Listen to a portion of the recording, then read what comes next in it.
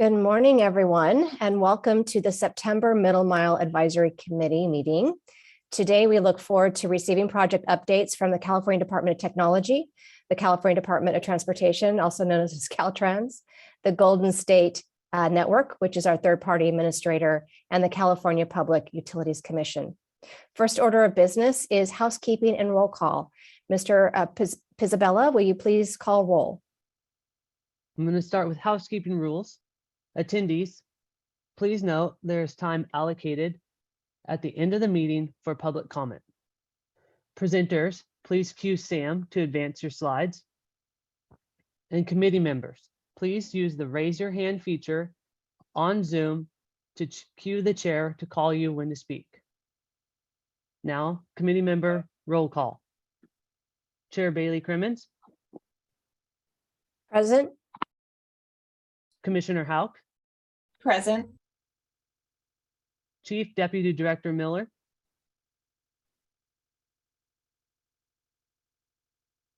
Director Keever. Chief Deputy Director Keever, Caltrans, thank you. Thank you. Secretary Tong. Here. Senator McGuire.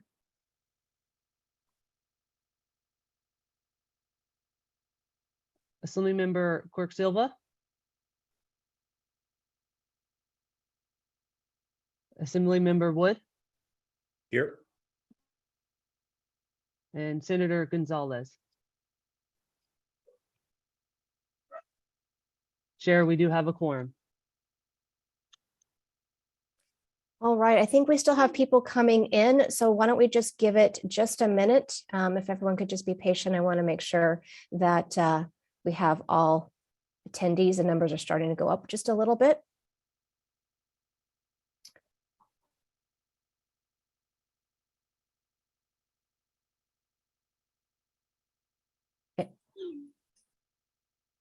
Okay, it looks like we have 85. Let's see if it, all right, it looks like we are at a good spot. So the first order of business is to see if any of the committee members have any comments before we start with our presentation. It is open for comment. All right, I see Assembly Member Quirk Silva. Good morning, everybody. Hope you are all doing well. Finally cooled down in Southern California. I do have a few comments, and I hope you'll give me a personal privilege just to read a few of them. They're not really long, but I did miss the last meeting, but I was really happy to hear about the positive updates on the progress of permitting for the construction bids, and also on the focus on finding efficiencies in the process. But just as a wrap up from the legislative session, as you know, we have completed the session. We're back home, some of us, and we had several bills on the topic of broadband, two of which I authored and are at the governor's desk. One, which was AB 2256, would add 2 seats to the Middle Mile Advisory Committee for Local Government Representation. And I think that this, if signed, would make a big difference, particularly as we focus on the last mile, permitting over and over under every umbrella in California, from infrastructure to housing to water to broadband, is a very serious issue that we don't have enough urgency as far as moving processes forward. And we often see projects or efforts stalled. I'll just give you an example. There was a water audit that came out that said we had funding to clean up some of the most disadvantaged areas in California, the funding there, and it's taken almost 3 years to get a permit. So it's different topic, but similar. So that's one of the things that you'll hear me continue to say. Second, we also believe that that AB 2749, which is a piece of legislation that would put some timelines on the CPUC to review applications within 180 days for last mile applications. This is extremely important, as we know that much of the funds related to the middle mile and last mile have an expiration on them. So we are really hoping that the governor will sign this piece of legislation. I know that we did get some of the opposition on neutral, and there were some that were still opposed, feeling that timelines or a strict timeline could possibly limit some advocates' role or input. But for me, I've seen too often from local government to state government, where if we don't have an urgency, sometimes things will just languish. What I will just give you is a real quick story. We had from Southern California dish providers come to my office, say that they had timelines and again, funding, and they needed the historical maps for Southern California. As we know, when we're starting to put infrastructure in, we have to be conscious of any preservation areas. Those maps were actually housed at Cal State Fullerton, which is in my area.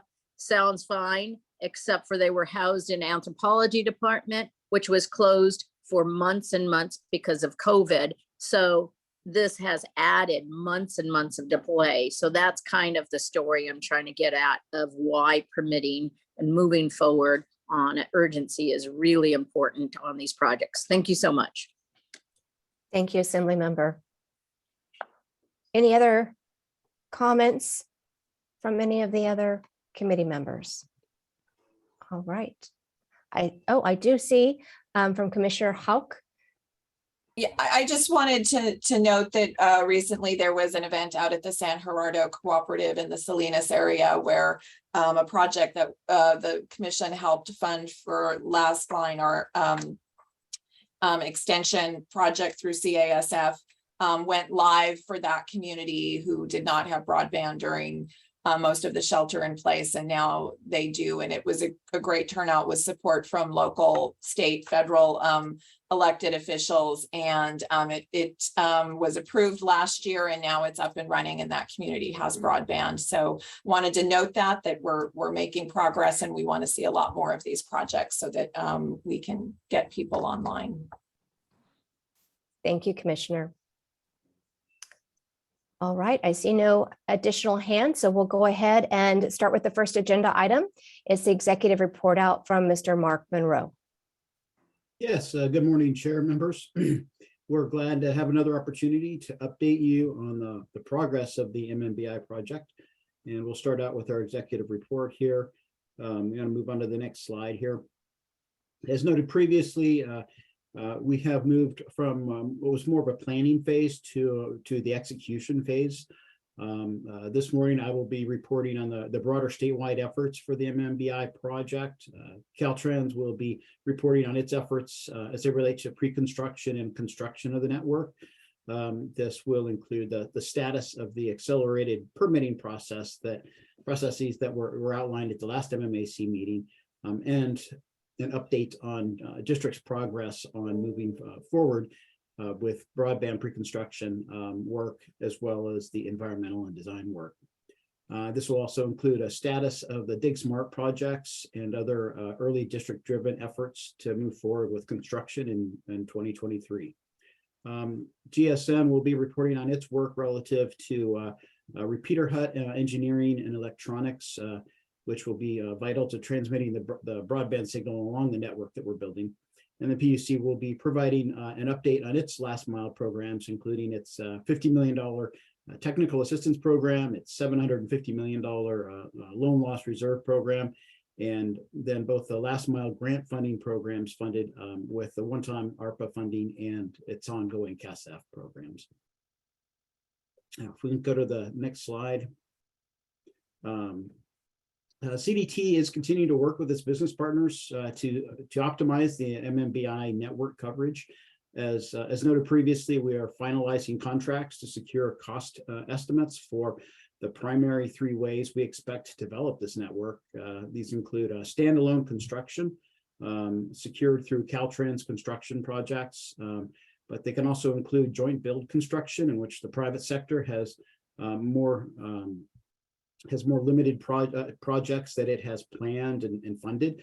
These may have the potential of for sharing construction costs between the two projects, reducing the state's share below what it might cost as a standalone project, and making the available MMBI funding go further. And then the third route, of course, is our lease agreements with providers who own existing infrastructure. These leases are anticipated to come in the form of 20-year IRUs and will provide a secure 20-year uninterrupted access to enough infrastructure to support the broader network and close any gap between what we can afford to build either as standalone projects or joint build projects, to make sure that we reach all of the communities we're targeting. You want to go to slide 6. All right, here's the project timeline we presented last time. You can see the two orange sections reflecting the two contracting efforts that will be used to get a full picture of what industry can provide and how much it will cost by December of this year. This is for both the construction and the IRUs. It's important to note that we will be getting these cost estimates while Caltrans is working on the pre-construction efforts that are currently ongoing. And the contracting efforts will give us the information to better inform where in the network Caltrans will need to focus its efforts. And that is the end of my executive report out. Thank you, Mr. Monroe. I'd also like to welcome Ms. Gail Miller to the committee. Just want to recognize that for roll call. And I'd like to open it up to the committee members to see if they have any questions of the executive report before we transition to the overall updates. All right, Mr. McKeever, or Mr. Keever. Thank you, Director. Mr. Monroe, the question I had on the joint builds, do we have any agreements for those at this point, or are those something that we're still negotiating? Those are something we're still negotiating. We've had some early interactions with on some possible joint builds, but consistent with the idea of going out to contract for for most of the network and trying to identify, obviously building is our first priority, and we want to build as much as possible. But to the extent that we're going out to bid, that's going to be really key. And so one of the, let's say we go out to industry through this, the process we're going to be talking through here, and we come back and we're able to identify, say, a couple thousand miles statewide. That's we can look at that and see, well, does that end up being more cost effective and faster and beneficial to the project than just doing a standalone project. So we want to make sure we get that information. So we have had some conversations, no agreements have been reached yet. And we want to make sure that as we look at those, we're taking that holistic view statewide of our network to see what all those opportunities are. Thank you. Thank you, Mr. Keever. Any other questions? All right, we'll go ahead and go to the second agenda item. Mr. Monroe, please provide the Department of Technology update. Sure. All right. So the two efforts we are moving forward with include two contract solicitations, as I kind of indicated before. The first is intended to identify what opportunities there are statewide for the joint builds we just discussed, as well as leases. In terms of joint builds, the policy direction and preference for the administration and the legislature in putting together SB 156 is really to develop a network that is owned by the state, to avoid dependency on the private sector and any future pricing risks if we to the extent that we have to renew leases in 20 years. The majority of the cost of the project is construction as opposed to materials. So as such, we want to explore any opportunities to partner with other project sponsors to build some segments where shared construction costs may be lower for each partner than they otherwise would be for a standalone project, and where pre-construction is already further along, facilitating a project schedule that is consistent with the federal deadlines that the MMBI project is subject to. So before we decide to move forward in constructing standalone segments, we want to make sure we don't miss these opportunities to share these costs if possible. And I think the example I would give is that if it costs 400,000 per mile, say, to build, and the majority of that cost is really that digging in the ground and that construction, then perhaps we can share that cost, and maybe it ends up being 200,000 for the partner and 200,000 for us. So as long as we can meet the system requirements, it's something we want to make sure we consider. But obviously there will be challenges with that as it relates to the schedule and all of the permitting work that we are doing. But we sort of make sure that we're making the money go as far as possible, and we're not missing any opportunities. The other component of that RFP that we're going out for is relative to the IRU leases. Based on information gathered by PUC and Golden State Net, we estimate that of the 10,000 miles, we will need to build at least 6,000 miles based on the lack of any other existing infrastructure.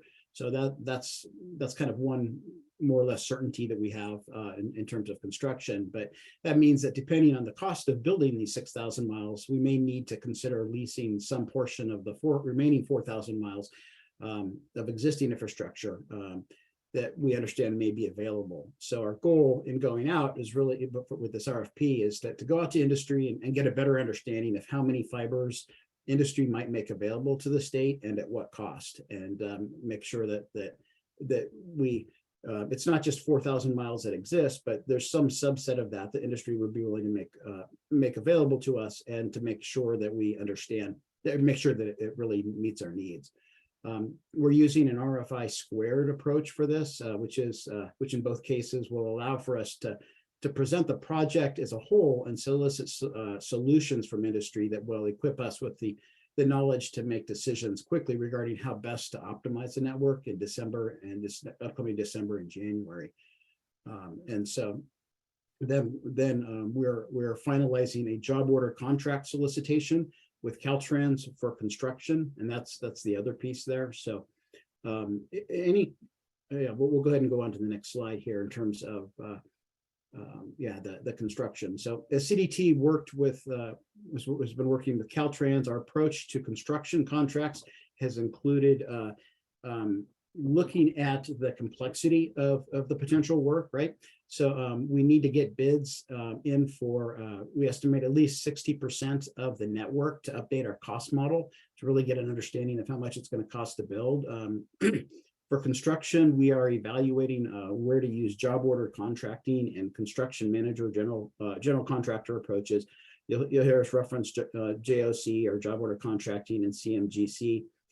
Job order contracting, it allows us to get cost estimates without committing to the associated miles ahead of time. And when you go out for a contract, normally you're going from point A to point B. And this allows us to be able to look at the cost of going from point A to point B and understand that we might not be able to afford all of it, or might not need all of it. And so we want to take that approach. Getting job order contracting bids will be faster, and it's going to allow us to tailor the amount of construction based on the bid cost received. The CMGC contracts involve bringing the contractor on early to help design the project segments. So we want to focus the use of this methodology on the more challenging components that may include a lot of bridge crossings or waterway crossings, more interactions with extensive utility infrastructure. We've also worked with Caltrans to identify at least half of the network that doesn't fall into what we'll call the challenging category. For more job order contracting will be a good fit, and we're continuing to evaluate the remainder of the network and plan to go out for job order construction contracts to get bids on, again, 60% of the network, or about 6,000 miles. Of this amount, the state would commit to building at least half, and further construction decisions will then depend on the cost of on the bid cost we receive. The benefits include getting a larger sample cost size that is, as we're all aware, the larger your sample size, the better the number is, the better the estimate is. And it'll give us the flexibility to right size construction based on costs. by the October MMAC meeting, we anticipate having both of these RFPs out to industry with responses scheduled for December. And looking forward, we can start making decisions regarding where to do standalone construction, where to do joint builds, and where to lease in that time frame by the start of next year. We also anticipate going out for a separate RFP for the CMGC contracts on these more complex network components later in October of this year, with a final RFP going out in February to kind of close out the remaining 10,000 miles of the more complex areas. So with that, I'm happy to answer any questions. Thank you, Mr. Monroe. I do see one question, Secretary Tong.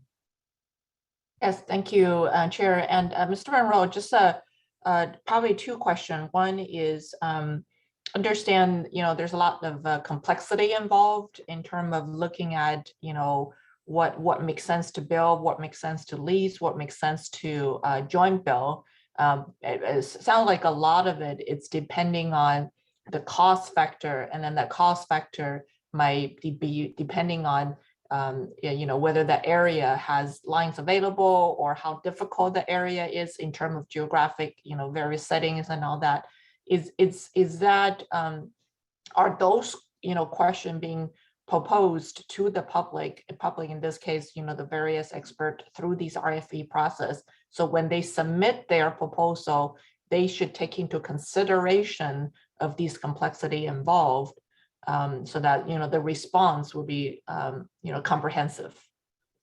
Right. And so exactly. And so that's a key component of this, is to be able to go out to industry and see what those complexities, what their take on those complexities are, as opposed to kind of trying to identify all of them ourselves first. We obviously don't have time with this project to go through kind of a more standard laid out process over many years. And so, yeah, that very much leaves room for that level of expertise.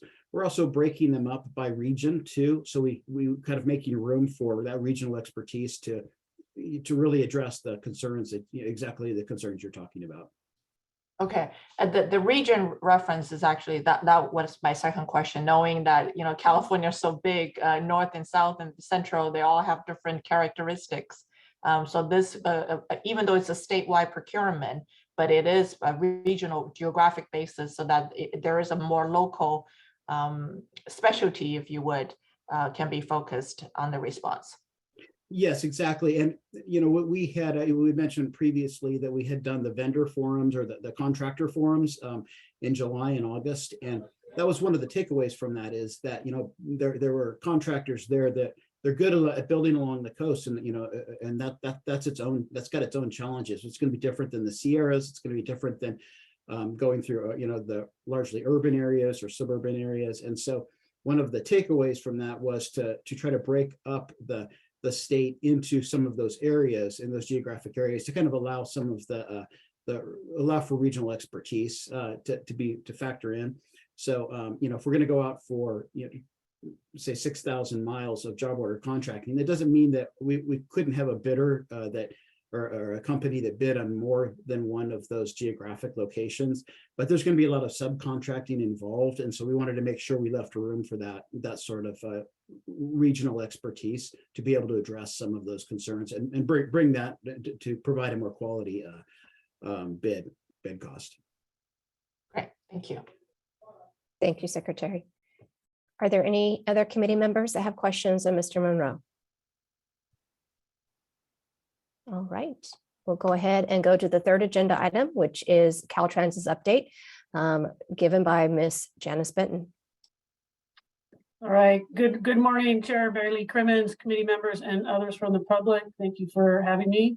My name is Janice Benton. I am a division chief with Caltrans and will be providing an update on the progress being made to build the 10,000 miles of the middle mile network. Next slide. So Caltrans update reflects the pivotal point we've reached with the broadband middle mile initiative. By early next year, we anticipate beginning construction on approximately 1/3 of the 10,000 miles. We have reached this point through partnerships and collaboration with the Department of Technology, or CDT, California Public Utilities Commission, and the broadband team, leveraging Caltrans' resourcefulness and expertise. We are also leveraging the benefits from SB 156, which allows the use of alternative delivery methods, such as job order contracting and construction manager general contractor, or CMDC. Learning from the initial 18 projects to gain better understanding of the dynamics to deliver the overall program of projects. And then also partnering with our state and federal resource and land management agencies to streamline the process for obtaining the environmental permits and approvals, as well as formal access agreements when working in the right-of-way over the federal lands. So as mentioned, Caltrans has a long history of successfully partnering with regulatory agencies to deliver projects. We are building on earlier permitting improvement efforts, such as the State Transportation Permitting Task Force that was established through Assembly Bill 1282, which provided an organizational framework to strengthen our interagency coordinations. The efforts underway are aimed at proactively addressing potential delays and challenges. While we cannot avoid the challenges completely, we are taking numerous steps to minimize and as much as possible avoid these issues. Over the past several months, Caltrans, in collaboration with CDT, has been meeting with the state and federal resource agencies to leverage these partnerships to benefit the Middle Mile initiative. Weekly status meetings with regulatory partners are being held to follow progress on the interagency agreements and programmatic permitting and approval efforts. Significant progress has been made to date with the permitting agencies to develop programmatic permits that would reduce the timeline for approvals and identify resource needs within each department. In addition to these programmatic approaches, Caltrans has historically funded positions at resource agencies to ensure that sufficient staffing is in place to minimize the permit processing delays. And also Caltrans, in partnership with CDT and our Federal Highways Administration, and building on earlier efforts, is also coordinating regional broadband middle mile outreach sessions with tribal governments. Next slide. As shown at prior MMAC meetings, the efforts to get programmatic approvals has reduced months from the project timeline. This includes coordinating with the permitting agencies on resources and staffing needs. Work continues on the interagency agreements with the Water Board, the California Department of Fish and Wildlife, and the State Historic Preservation Office. Updated agreements have been provided to these agencies for their final review. Caltrans is coordinating and working with the U.S. Fish and Wildlife Service on the development of a biological assessment to get the programmatic biological opinion approved within the next 6 months. Fish and Wildlife already has a staff person dedicated to broadband on board.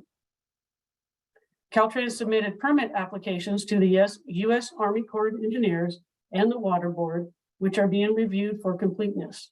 Regular meetings are underway with both agencies so that once they deem the applications complete, they will start their formal approval process that we anticipate to be completed within 6 months. And we are coordinating with the California Coastal Commission to identify the best practices and opportunities for avoidance for each project component to ensure streamlined permit approvals.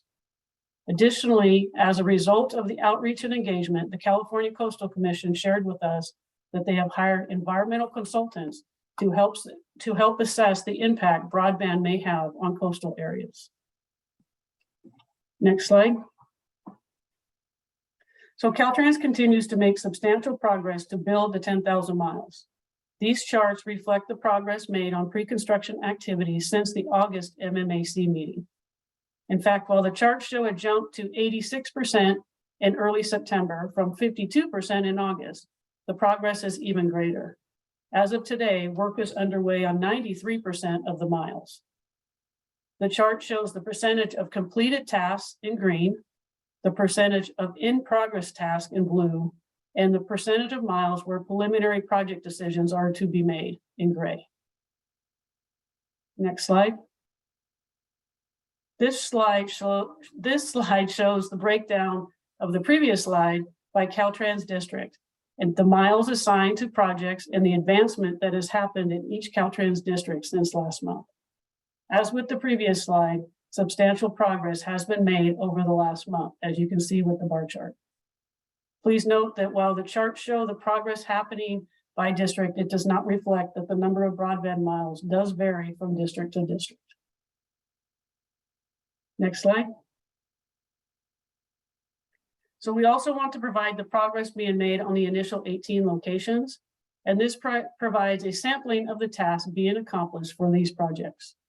With location 14, which is 33.2 miles in the high desert of San Bernardino, over the last month, the majority of design layout has been completed, which contributes to about 50% of the pre-construction work being done.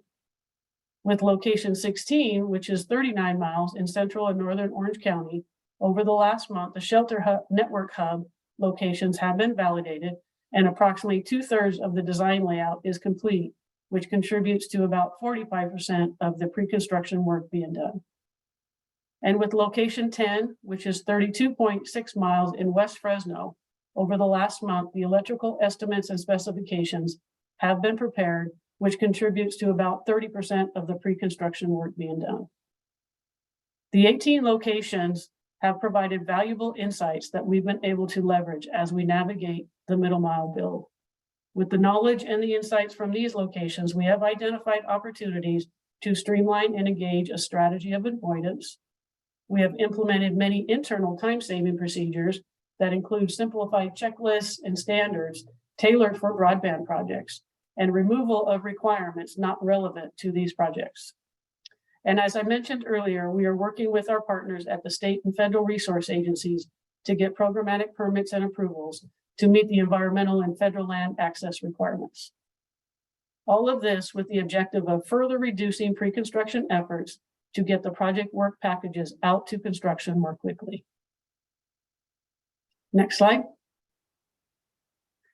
And as shared at previous MMAC meetings, Caltrans continually assesses opportunities to leverage existing projects and implement DigSmart opportunities. We have identified DigSmart opportunities that cover approximately 667 miles of the middle mile network. This slide shows that over the past month, the number of miles that will actually add broadband infrastructure has increased by nearly 100 miles. At last month's MMAC meeting, we shared that we are targeting 90 miles to begin construction this year. And I'm happy to share that we now have 114 miles, some of which that are already underway, with more expected to begin construction this year. And we also now have up to 300 miles that are expected to go to construction in the coming year. So in closing, Caltrans continues to take the necessary steps to move projects forward and have contracts out with the commitment to have bid data to CDT in mid-December. Pre-construction is underway on more than 9,200 miles of the network. Extensive engagement is happening with state and federal partners on permitting and providing support resources. Since July, Caltrans has advertised 3 CMGC projects covering more than 500 miles and 1 more contract going out next week for an additional 400 miles. And building on that, we are also evaluating the network miles based on complexity to bundle the less complex miles into regional job order contracts. So given the strategy Mr. Monroe outlined earlier, Caltrans is putting the pieces in place to advertise approximately 60% of the network in October. Caltrans remains committed to this broadband initiative and will collaborate with the Department of Technology to address challenges and continue to find opportunities to accelerate the deployment of the middle mile network. This concludes the Caltrans update. Thank you. Thank you, Ms. Benton. Okay, I will open it up for any questions of Ms. Benton's presentation for Caltrans. Yes, Assemblymember Quirk Silva.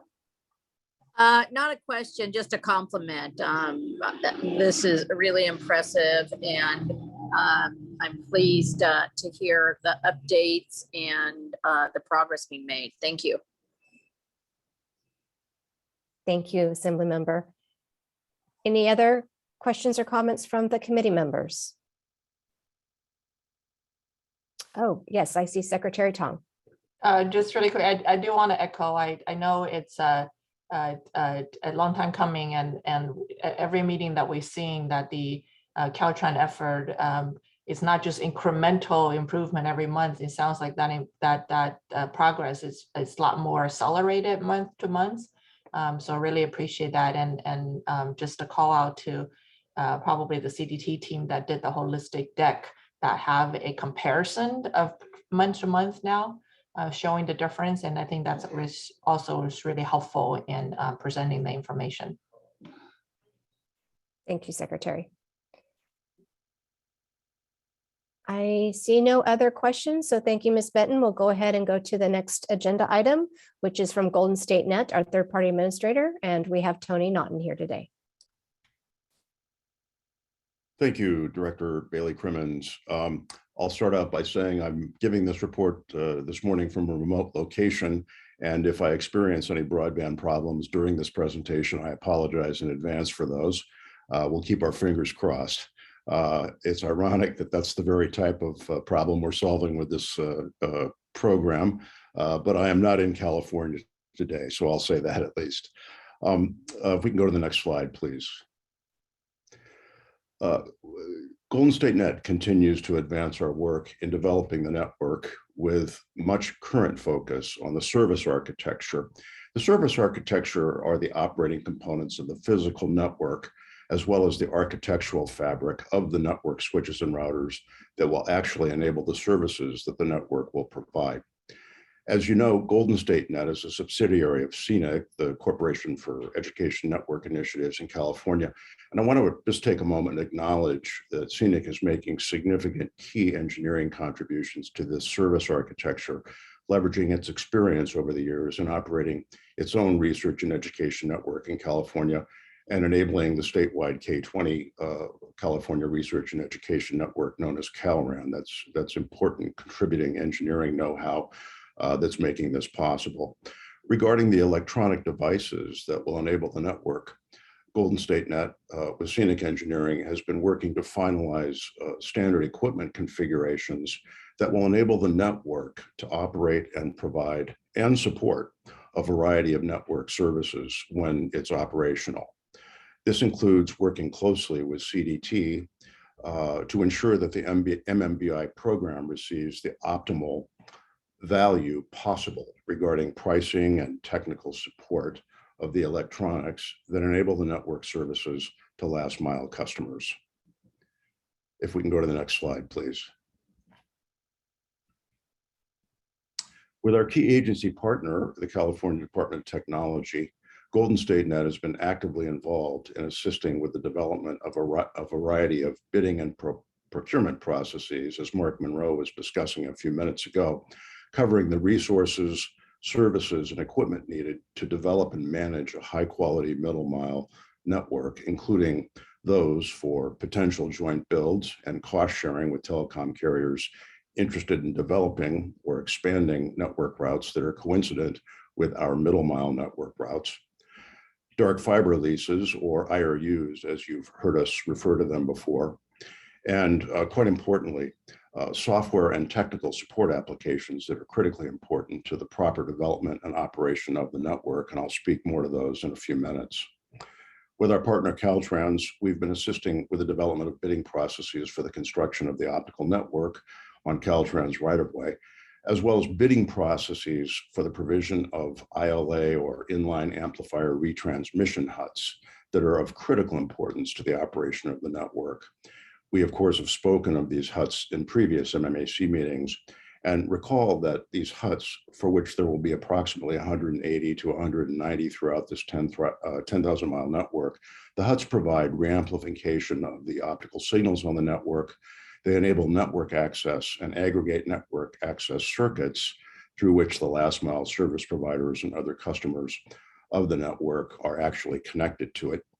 And the huts also house the architecture of distributed switches and routers that are actually providing services to these customers. So the huts in many respects are really at the core of the lifeblood of the network. If we can go to the next slide, please. As I've reported in previous meetings, Golden State Net continues its network development work regarding potential joint build opportunities, and Mark was also speaking of those, as well as potential leases of existing dark fiber and conduit facilities that already exist. Those are an alternative to new build network construction. Golden State Net continues to make substantial progress on these fronts though it's clear that newly built network, either constructed by Caltrans or in the joint build opportunities mentioned, those will make up the significant majority of this middle mile network.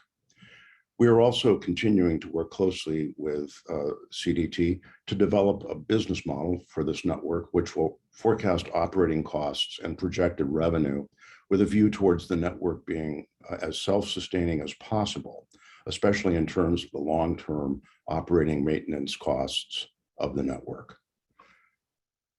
And if we can please go to the next slide. Golden State Net has really been increasing its focus in the last month to 2 months on key software and application systems that are essential to developing and operating this network. I've mentioned a few of these in the last meeting, including a fiber management system, as well as systems for inventory, customer relationship management, and billing. But it's important to note that other systems will certainly become key as we move into the operational phase of the network.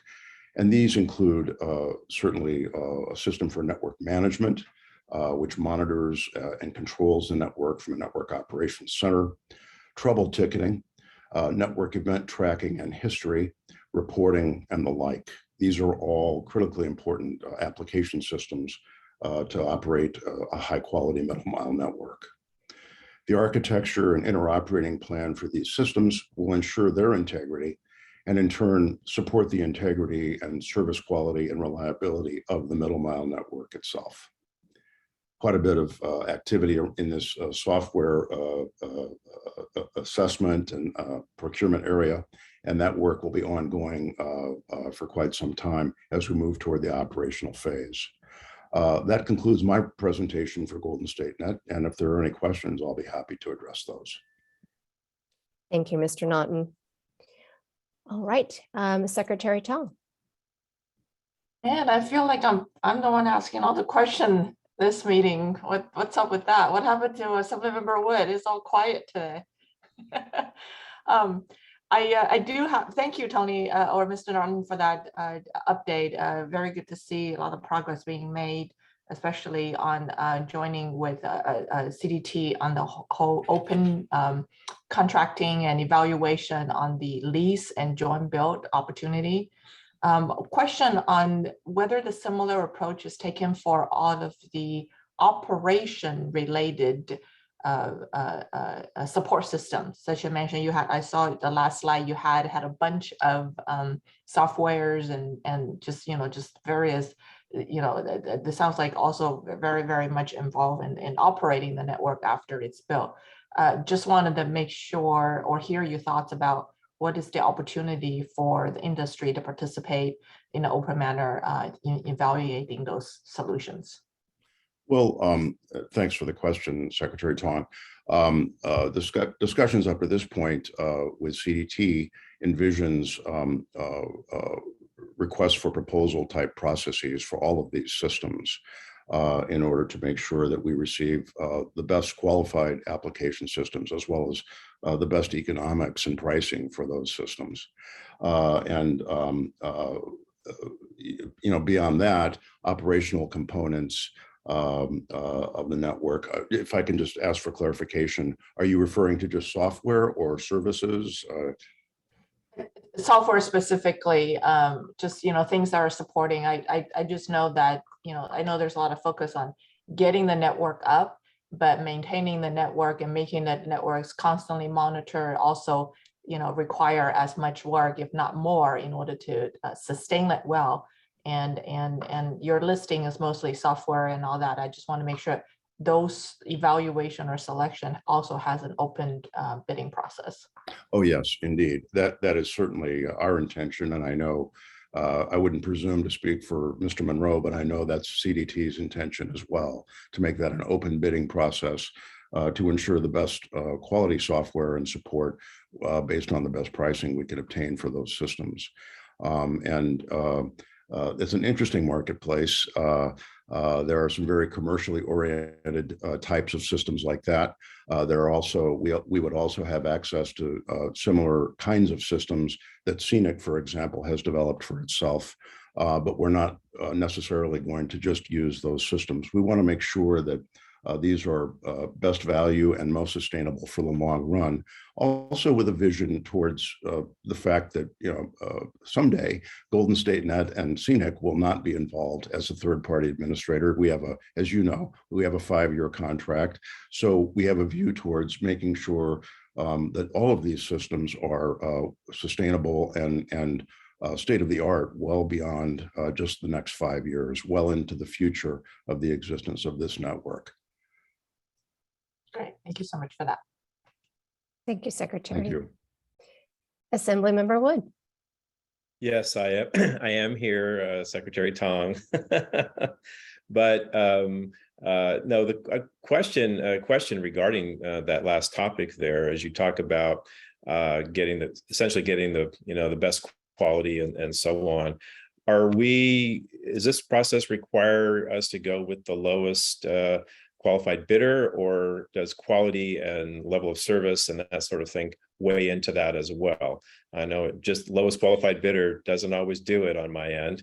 And because this is, reliability, track record, all of these things are critically important to keep this up. So when these are we required in any way to go with lowest qualified bidder?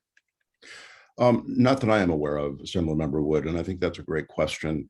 The Golden State Net team, we are bringing to this opportunity our experience, and we're leveraging that experience. And that experience, quite honestly, is probably more about quality of service than it is about just lowest price.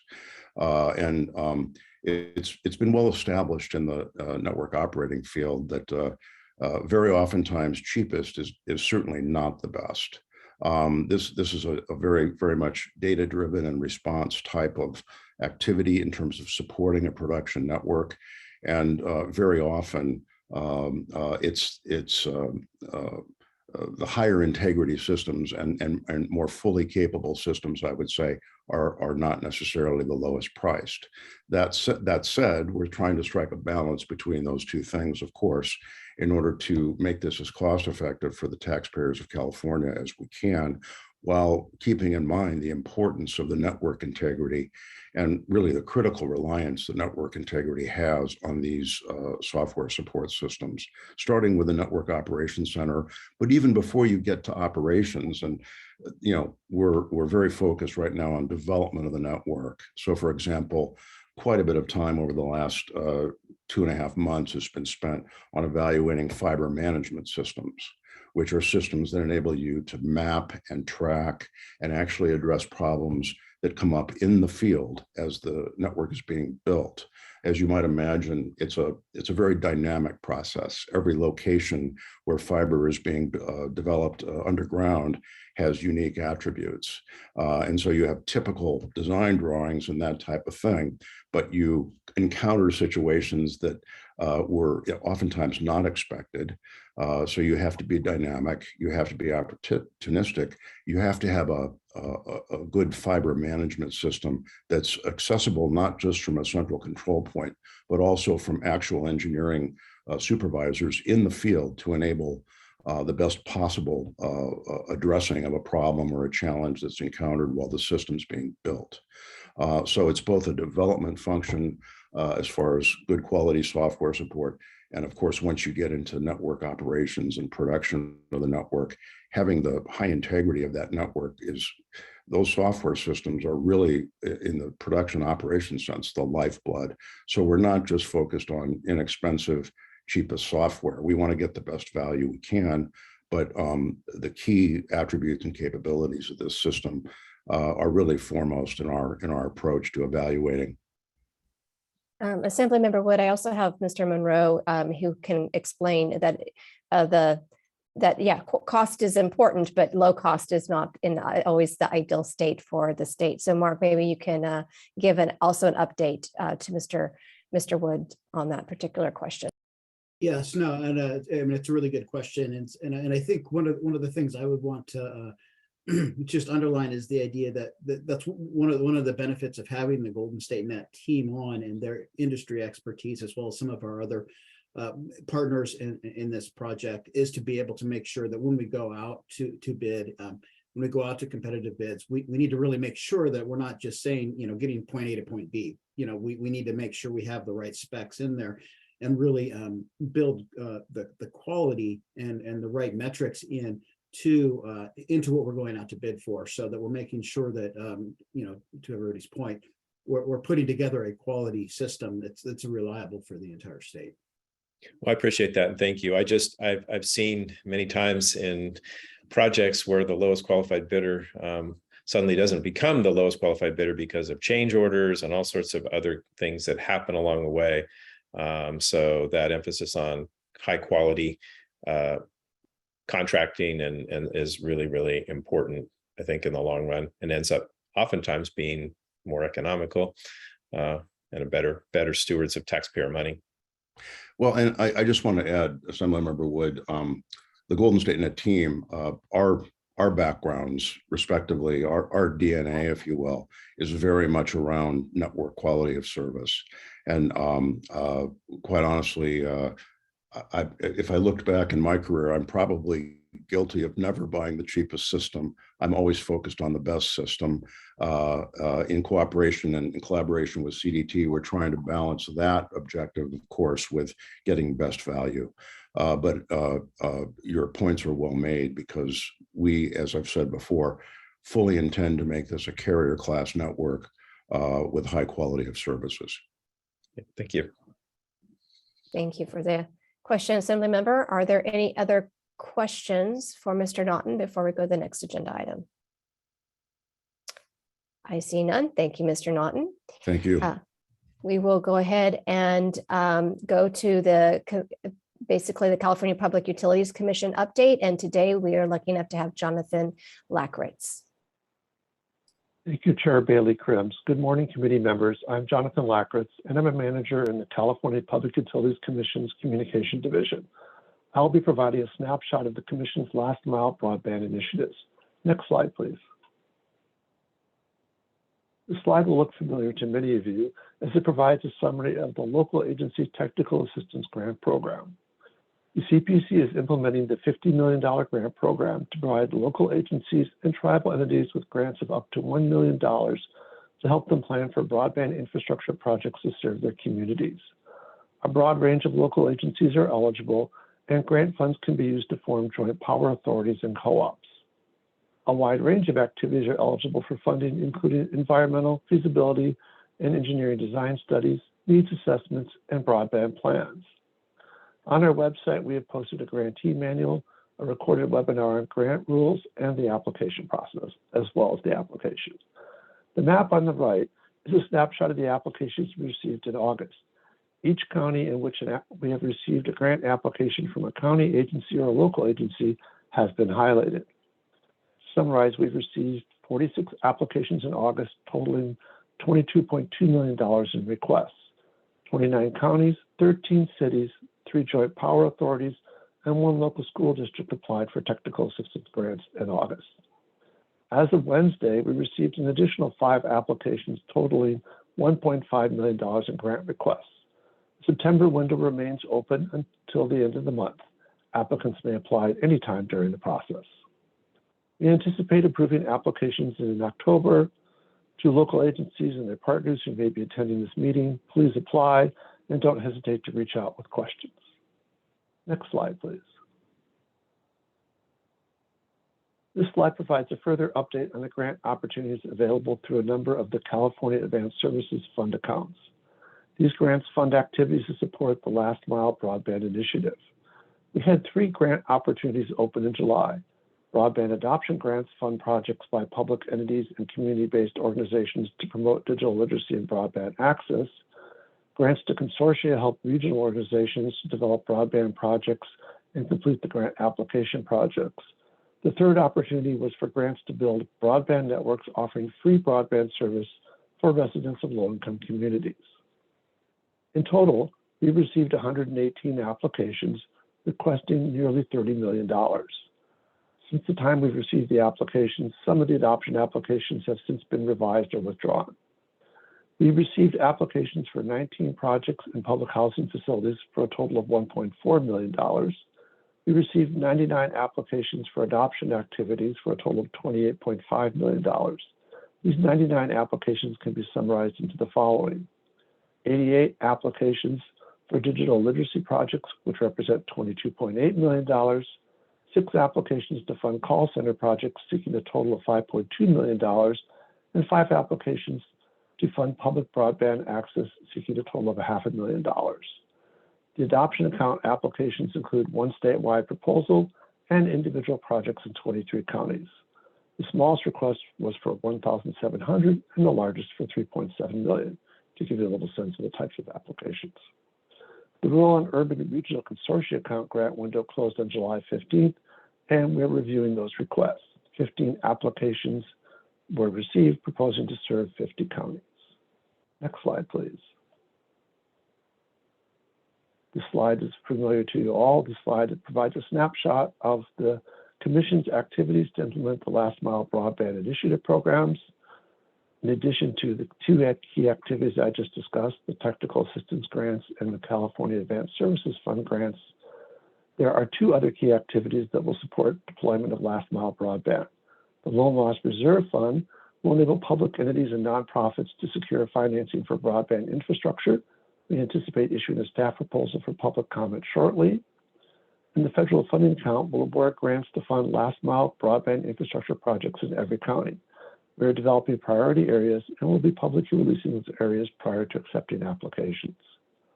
More information on these grant programs are available on the public web pages. There's links in the presentation. And we can provide contacts for each of the grant programs to those who email statewidebroadband@cpuc.ca.gov. This concludes my remarks. Thank you. Thank you, Mr. Lackritz. Are there any questions for Mr. Lackritz about the grant programs?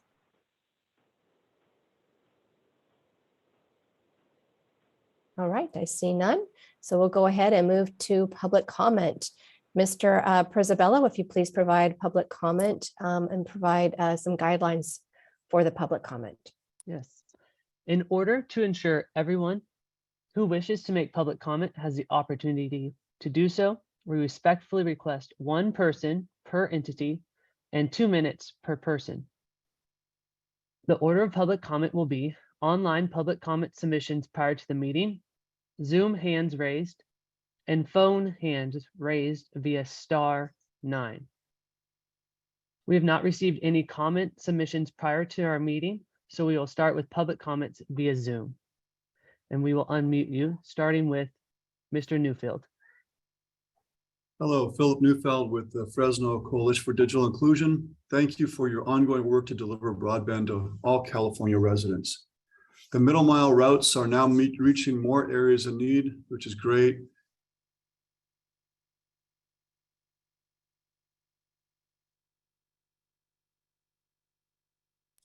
Mr. Newfield, I think your mic might be having some issues.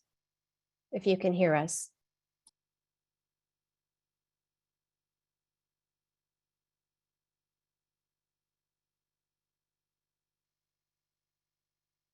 Oh, why don't we go to the next public comment, and then we can make sure if we can get a hold of Mr. Newfield again, we can bring him back. Yeah, we will absolutely follow up with Mr. Newfield.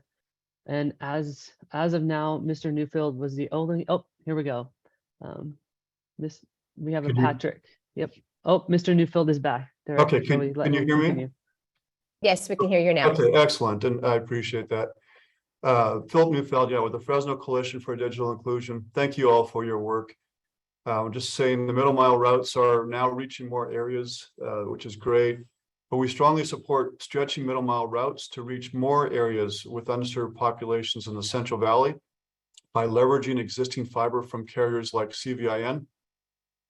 Following the announcement of a regional exchange in Fresno, and I think it was the July meeting, the Fresno Coalition for Digital Inclusion mobilized the city of Fresno, Fresno County, and the regional EDC to engage in conversations with CNEC and Golden State. We continue to do so. We want the regional exchange to be built as soon as possible so our region can realize the economic benefits of a regional exchange. So thank you. Regarding last mile, we ask for continued focus on equity and impactful innovation by improving the accuracy of data, tuning investment criteria to ensure improvements for those populations most in need, and supporting innovations in last mile technologies that fit specific contexts. The data maps currently underrepresent the underserved in urban areas of high poverty, low-income multi-dwelling complexes, and yes, rural areas of low density. We appreciate the improvements in the maps the CPUC has made. But I know that many of the Broadband for All leadership also acknowledge the inaccuracy of the CPUC data when it comes to representing underserved populations.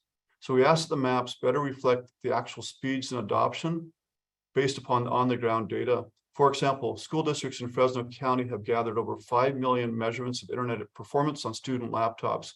And the data shows over 50% of students are underserved and over 20% are unserved. The data better represents students' actual lived experience. However, the CPUC data would suggest very few students are actually underserved in our market, which isn't accurate. Such modern data gathering methods can better represent actual broadband availability, performance, and adoption. Right now, the process to challenge the data doesn't yet allow for submission of such large data sets that we have, and ironically only allows for challenge by individuals who are often digitally disconnected. The grant rules also often require areas of service to be designated as underserved, thereby precluding these same areas that are currently underrepresented in terms of their populations. So better invest in areas of need will require data improvements and investment criteria to reflect all underserved areas. We should also allow for innovations in last mile technologies that fit contexts like fiber to a multi-dwelling complex with mesh Wi-Fi on the campus, and RF solutions like what Fresno Unified is doing with their build out of LTE network, almost across 2/3 of the Fresno school district itself. Also want to acknowledge AB 2752, legislation that would require the CPUC to map last mile connections. It's a way to ensure California's historic investments better include all residents, including those currently underrepresented in areas of high poverty, low income dwelling complexes, and in rural areas. Thank you again for your so important work to include all residents in California with broadband. Thank you, Mr. Newfield. We will now have you unmute. And Patrick Mizik, you're now allowed, you can now unmute. Hi, good morning, everyone. My name is Patrick Messick. I'm the project director for Oakland Undivided. And Philip, I want to just echo your comments. I think they were spot on. First, I just want to express my deep gratitude to the state, both the CDT and Caltrans, for their ongoing engagement with the community of Oakland. As I've shared previously, this effort should serve as a national example of what it means not just to give BIPOC communities a seat at the table, but a voice. And for that, we are deeply grateful. I want to make two brief comments, first on IRUs and the second on deployment timelines. The first pertains to IRUs. While we recognize the role of IRUs to leverage existing infrastructure, I hope that the state is mindful that IRUs don't provide an inferior resource to a build. With 37,000 unconnected households in Oakland, a 288 count fiber build is a future-proof resource with the potential to transform connectivity for our tens of thousands of unconnected residents. However, a 4-strand IRU will do little to change the status quo. The second is on the deployment timeline. I appreciate the complexity of deploying 10,000 miles of infrastructure across a state as complex and diverse as California. As one of 3 urban areas selected for initial projects, Oakland wants to reiterate our commitment to working alongside the state to solve the unique challenges of deploying infrastructure in communities with a historic and living legacy of government and corporate divestment. We recognize joint build segments timelines are more fixed. However, for our standalone projects, we hope to work together to leverage the power of our coalition to expedite deployment. Just last week, we met with an innovative last mile wireless company that has long expressed interest in coming to Oakland. They can offer 2 gig symmetrical speeds that would be free with ACP, and their business model is deploying first in the most heavily unconnected communities. However, they could only offer this service if they can tap into affordable open access infrastructure. a resource Oakland's flatlands do not have. When we informed them that our middle mile infrastructure could be ready potentially at the end of 2026, they informed us that they would likely be moving on to other cities. So again, we stand here to work alongside you. We recognize this is a complex challenge where you're bringing in so many stakeholders, and we're so grateful for your ongoing involvement. Just know you have a partner here in Oakland. Thank you for your commitment to equity, authentic community engagement, and for your work to make broadband connections, not just access, a 21st century civil right. Thank you. Thank you, Patrick. You are now muted. And now Frank Gornick, you have access to unmute. Good morning. Thank you for these updates. They're very helpful. I'm with the San Joaquin Valley Regional Broadband Consortium, and I want to first give you an update. We just completed our RFQ PP process, and we were ecstatic about having 19 responses to this process to serve the San Joaquin Valley. Of those 18 submissions, 12 of them were ISPs or WISPs, and 6 of them were community-based organizations, stretching from San Joaquin all the way down to Kern County. I also want to echo my colleague's comments, Phil, with respect to middle mile. As I recall, when we kicked off this project, one of the things that was paramount in talking about the legislation was that on the first 18 projects, you wanted these projects to allow you to learn things about deploying the rest of the broadband throughout the state of California. So I would encourage you, as our colleagues have already expressed, the middle mile is crucial. We're learning more and more about how to begin to bring high-speed broadband by working with existing networks to expand that middle mile. And by allowing the maximum flexibility and innovation in these first 18 projects so that we can learn from them with the new technologies that are being presented to us on a weekly basis, that we might be able to expedite this process throughout the state. And we have a unique opportunity to do that. These first 18 projects are kind of the skunk works, if you will, for the state. And this would be a great opportunity for us and for certain regions, if they're ready for you to allow maximum flexibility and innovation to make this occur. So thank you again for your great work, and appreciate these updates. Thank you, Frank Gornick. Chair Bailey Crimmins, we do not have any more hands raised at this time. All right. Thank you. Thank you for the public comment. Excuse me. I'd like to open it up to any committee members that would like to make a final closing statement before we close today's session.